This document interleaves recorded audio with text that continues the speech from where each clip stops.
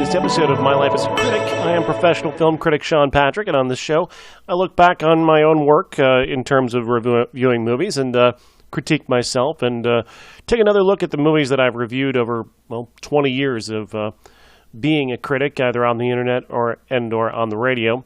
And on this episode, I'm going to address something that's been a question that's been raised repeatedly by my regular podcast, I Hate Critics. I Hate Critics is a podcast that I do with Bob Zarrell and Josh Adams, and good friends of mine. We've been doing it for a while now, and very proud of that show, and I hope you're listening to it regularly.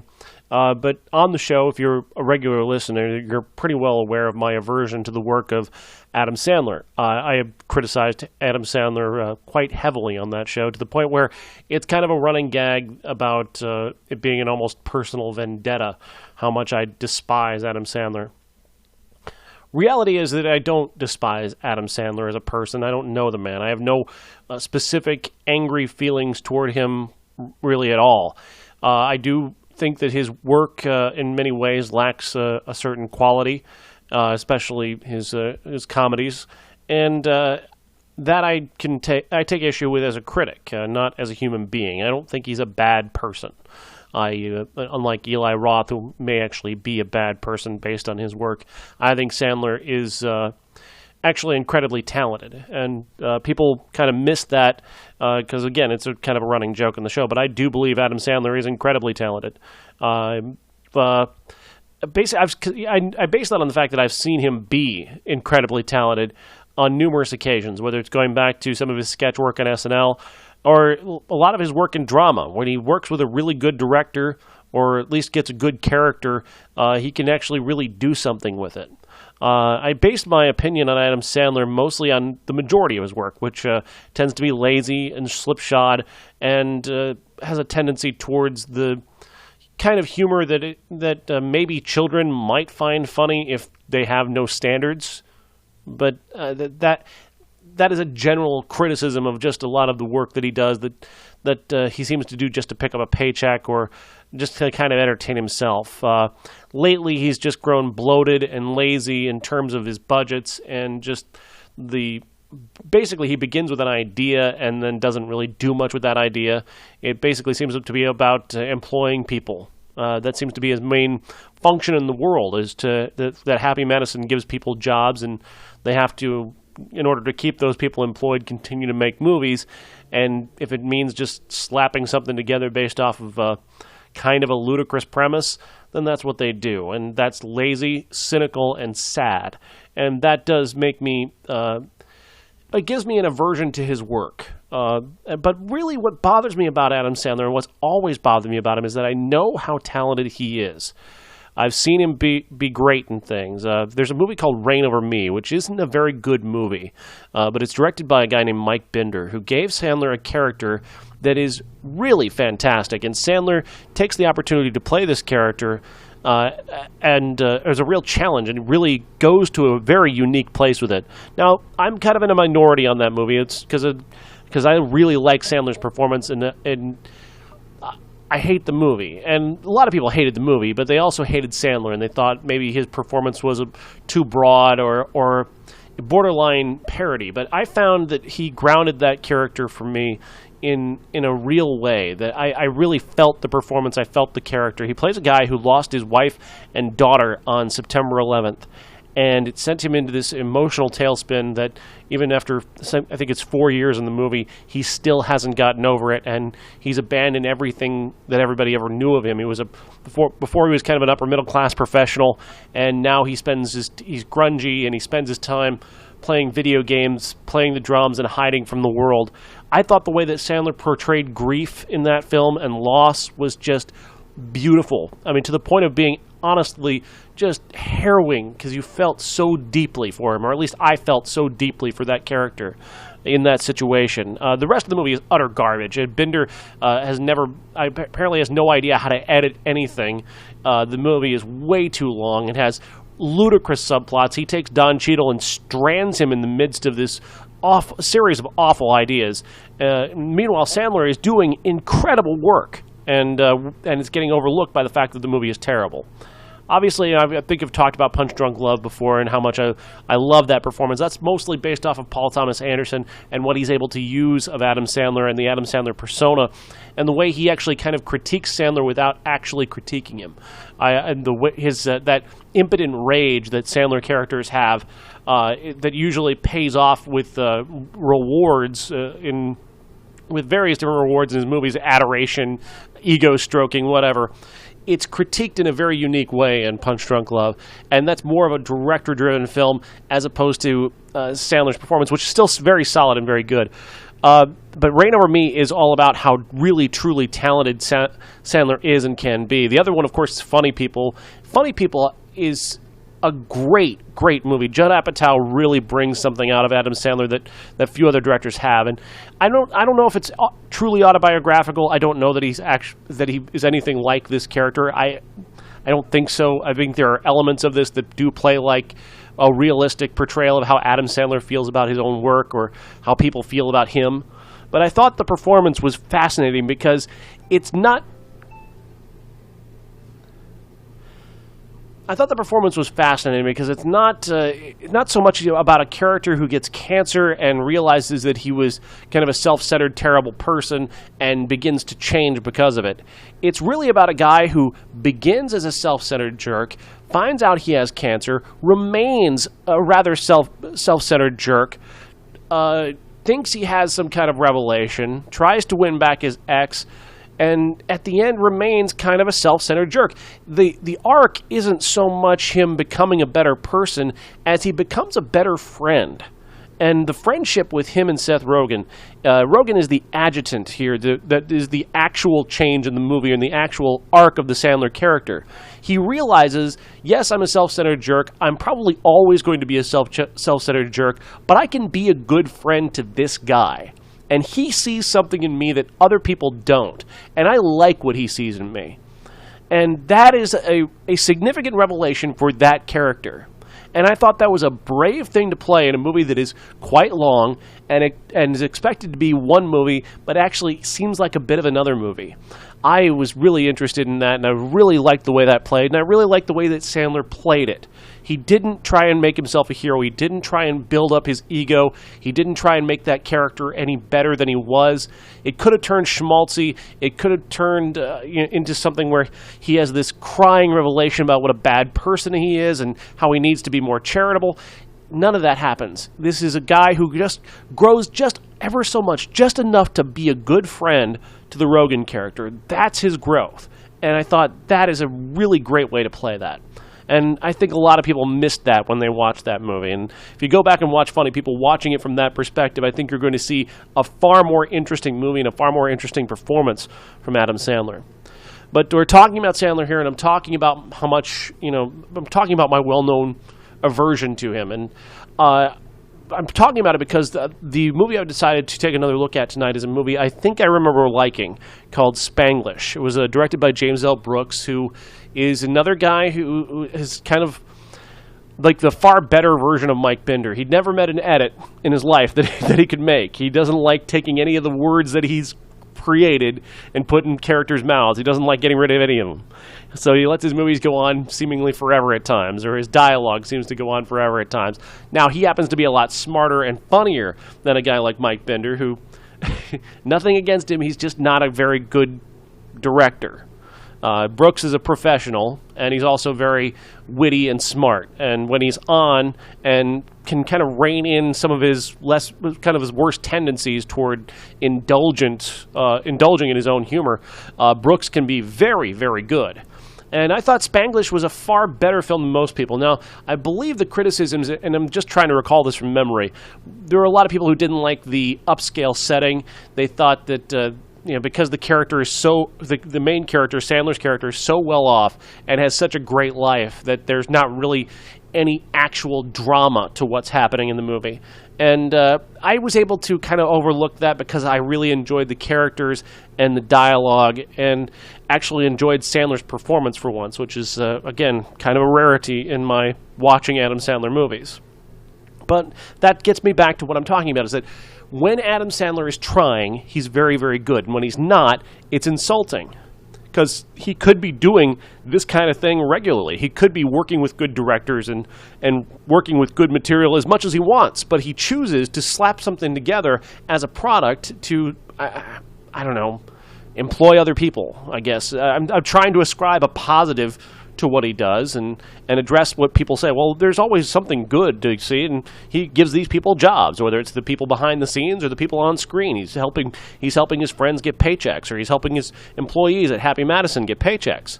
That's great, but they could be applying themselves too, as well, to something great, and they're not, because he chooses to just slap something together just to keep everybody busy.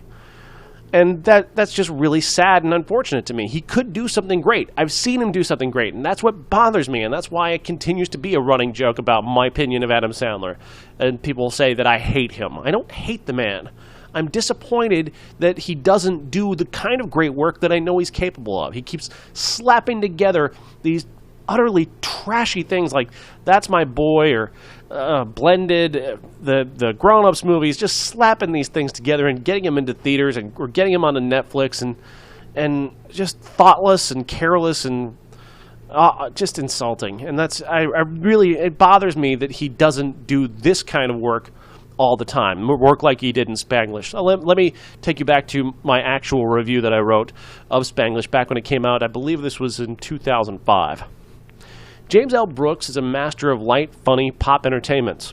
Oscar nominated for both Terms of Endearment and As Good as It Gets, Brooks shows as much skill in his lesser works, like I'd Do Anything, in which he turned what was once a musical into a straight family comedy and made the transition work, a testament to the skill of his direction and the deftness of his writing, all of which remain sharp in his latest bit of light entertainment, Spanglish, a consistently smile-inducing comedy. Adam Sandler stars in Spanglish as John Klasky, a top chef living in Los Angeles with his wife Deborah, played by Téa Leoni, their two kids, George, played by Ian Hyland, and Bernice, played by Sarah Steele, as well as Deborah's addled alcoholic mother, Cloris Leachman, in an Oscar-worthy role. Deborah has just lost her job and is planning on being a stay-at-home mother. However, she cannot do it alone, so the family hires a new housekeeper. Enter Paz Vega. And her floor is played by Paz Vega, a Mexican immigrant with a beautiful 12-year-old daughter, Christina, played by Shelby Bruce. She is offered the job despite the fact that she cannot speak English and doesn't seem in any hurry to learn. Some situations don't need language, however, like the obvious cracks in John and Deborah's marriage, and the relationship between Deborah and her daughter, which is like a lighter take on Mommy Dearest without the clothes hangers. Where John is understanding, sweet, and loving, Deborah is shrill, bossy, and insecure. It's a credit to Téa Leoni's performance that somewhere in Deborah you can see why he fell in love with her. There is a surprising amount of depth to the marriage shaded in rather than pounded home by another stellar James L. Brooks script. Brooks is a master with redeeming difficult characters, and Leoni worked wonders with Deborah, who never really becomes likable, but from the beginning to end, tolerable was the goal for this character, and she makes it. Equally as strong as Ms. Leoni's performance is that of Spanish actress Paz Vega, who makes her English-speaking debut in this film, coming off her breakthrough role in the much-talked-about Spanish feature Sex and Lucia, which if you haven't seen Sex and Lucia, it is a great, great movie. But it's interesting that I just have to point out that I said that makes her English-speaking debut as a character who doesn't learn to speak English. Actually, I think by the end she probably does, but it's funny that I phrased it that way, just going back to what I said earlier. Ms. Vega's engaging and sweet performance is a perfect match for her co-star, 12-year-old Shelby Bruce, who plays her daughter. The interplay between mom and daughter is delightful and realistic, with Ms. Bruce nailing the part of the unreasonable child and loving supporter. Ms. Vega is very beautiful, and in a scene with Adam Sandler late in the film, her beauty is used to heartbreaking effect in a scene of wonderful dialogue that is the film's strongest moment. Much of the awards buzz for Spanglish has come from the supporting performance of Cloris Leachman, and you can believe the hype. Ms. Leachman is a scene stealer, as an ex-jazz ingenue who does all she can to hold her family together while never putting down her drink. It's a terrific performance, as much for Ms. Leachman's performance as for Mr. Brooks' screenplay, which is kind enough to give her some of the film's best lines. What people most want to know is, how is Adam Sandler in this film? The answer is, not bad. Spanglish does not match Mr. Sandler's best work in P.T. Anderson's Punch-Drunk Love, but this is far better than standard Sandler fare. In my opinion, Sandler does not fit the part of a responsible, upstanding parent. This is a role for a more credible actor. However, Sandler pulls off the dramatic elements of the script better than you might expect. Spanglish is a sweet-natured comedy with a consistently smile-inducing tone and pace. Director James L. Brooks is a master of this material, and more often than not, he makes it work. Spanglish is not the Oscar-caliber work that was as good as it gets or terms of endearment were, but on the whole, it's worth the price of admission. So that was my review of Spanglish from 2005, and I'm pretty happy with that review, but let's see if it holds up now. I'm going to watch Spanglish, and in a moment, I'll come back and re-review the film, and we'll talk more about Adam Sandler. This is My Life as a Critic, and I am professional film critic Sean Patrick. Well, what do you make of that? I liked Spanglish the first time I saw it, as you heard in my review that I read in the first part of the show. Watching it again was not easy. There is a lot. There are good things about this movie, but there's a lot of really bad things about this movie. Actually, the first moment when the score comes on, just under the credits, you haven't even seen a scene yet, and I started to get irritated right away. The score is really cloying and really generic and pushy, even. And it's so very, I don't know, it's very old school, which Brooks is kind of an old school director. He directed this, he's well into his career, obviously, from directing this, but man, that was a really terrible score. It's just so bland and, it has no flavor to it whatsoever. So that struck me right off the bat. It just hit me on a bad nerve. It hit a nerve with me really badly.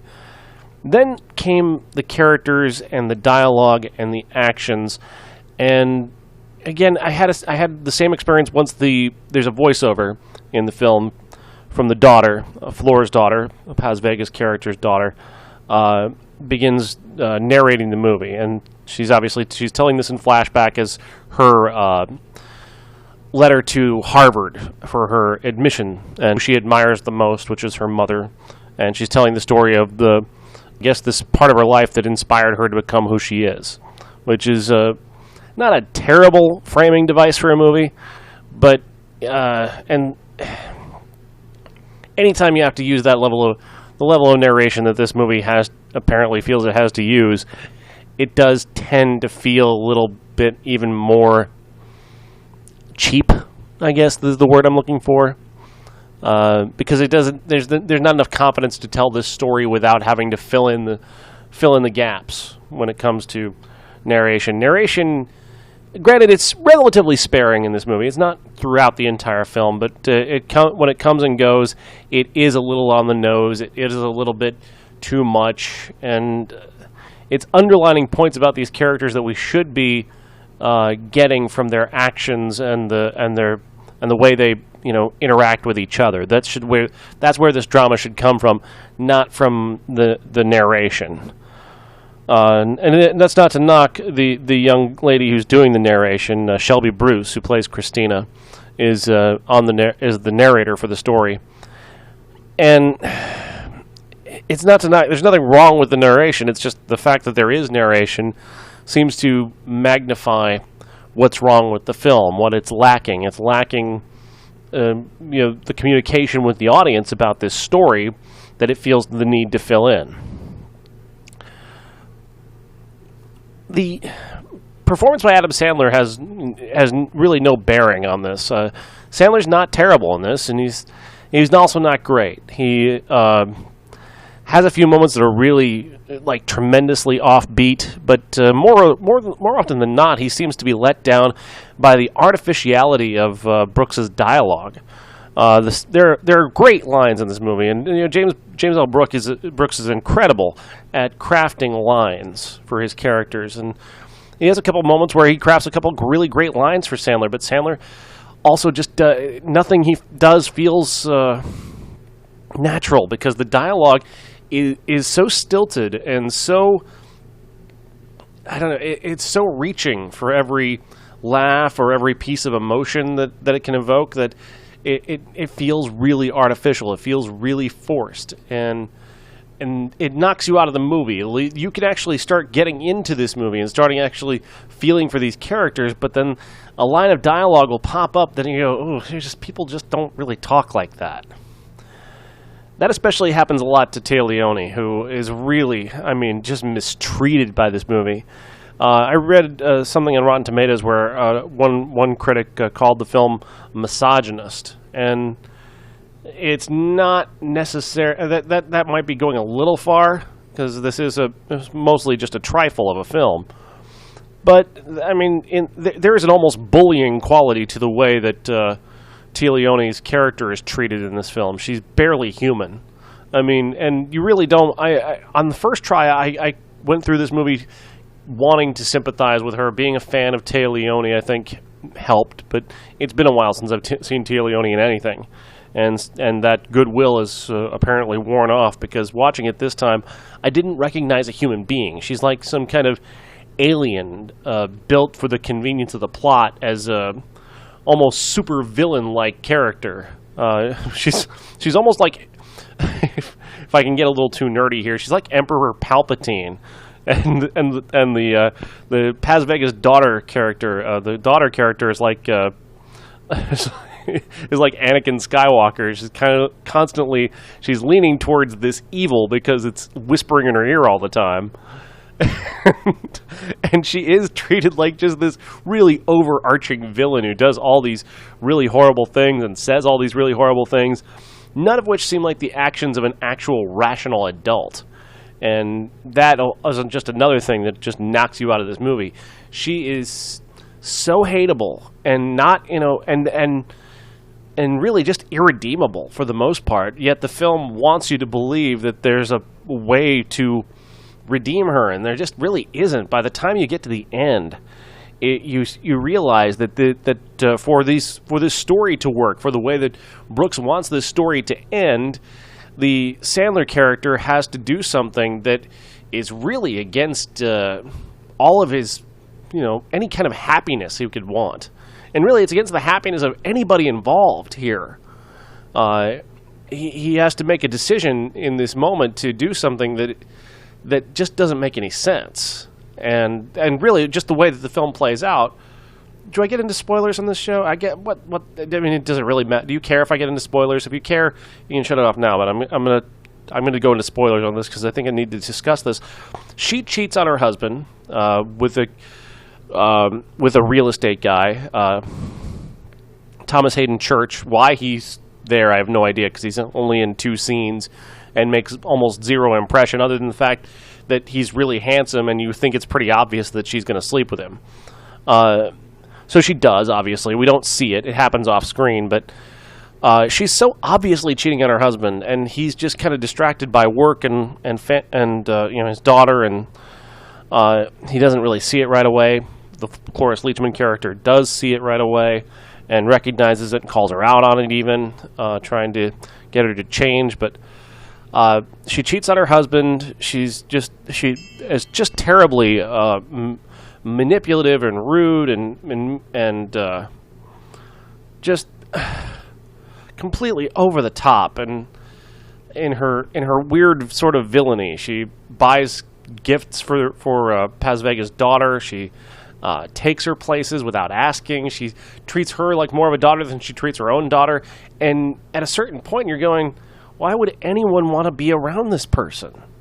And it becomes such a level of ridiculous, oblivious evil that you just can't buy into anything else that anybody else in the movie does. She's just terrible, and everyone should want to get away from her. And yet there seems to be a desire on Brooks's part to try and set this up as if there's a way forward for these people.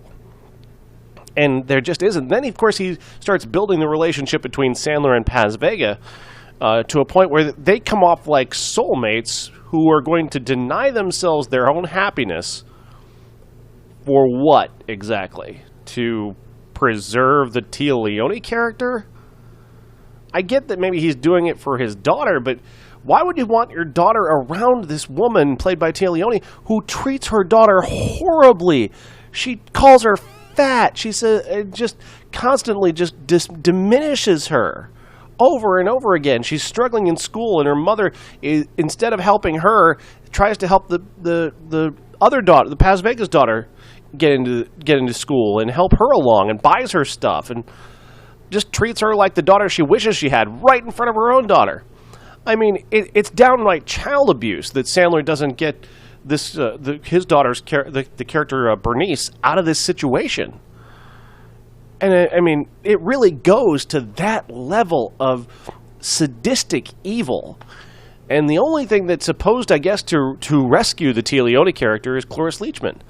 And to a point, I mean, Cloris Leachman really does yeoman's work here, trying to make us understand why the Tia Leone character is so terrible. Because she admits she was a bad mom. She was an alcoholic. She was a jazz singer in her early life, the Cloris Leachman character. And so she was not a good mom, and a lot of her worst things have rubbed off on her daughter. But she also is the one who recognizes all of her daughter's flaws and calls her out for it. And especially near the end, she has a line that is a really great line. And Cloris Leachman it delivers it so beautifully. She says, the Tia Leone's about to leave to go cheat on her husband, and Leachman says to her, "Lately, dear, your low self-esteem is just good common sense." It's a great line, well delivered, but it's also incredibly on the nose and does not feel like the way anyone talks. Sure, it's a great line. It's a wonderful zinger, but it feels so out of place. And she has a couple of those as well, where, yes, it's well delivered. Yes, she's an incredibly professional actress, but the dialogue and her deconstruction of her daughter is so precise and witty that it doesn't feel real. And especially in the moment where, and Tia Leone's going completely over the top after having admitted that she cheated on the Sandler character and having told him that, and he's left and he's with Paz Vega and they're alone somewhere, and she's freaking out and being ridiculous. And Cloris Leachman is being supportive and helpful, but also, dropping in zingers. And it doesn't feel right. It feels weird. It feels artificial. It feels forced. To a point, I guess you could call it sitcomic, even though the film treats it with a great deal of seriousness. And that, again, a mismatch of tones affects this film as well. Why I didn't see that when I saw it over 10 years ago, I don't know, but I made reverence for James L. Brooks, I'm sure. I'm a big fan of zingers. But I didn't. I guess maybe I was trying to like this movie. I don't quite know where my head was at when I watched this the first time. Watching it this time, I can see the flaws so clearly, and it just feels so forced and so manipulative and artificial and over the top, and not a movie I can recommend. And that's weird. I'm not sure if this has happened yet on the show.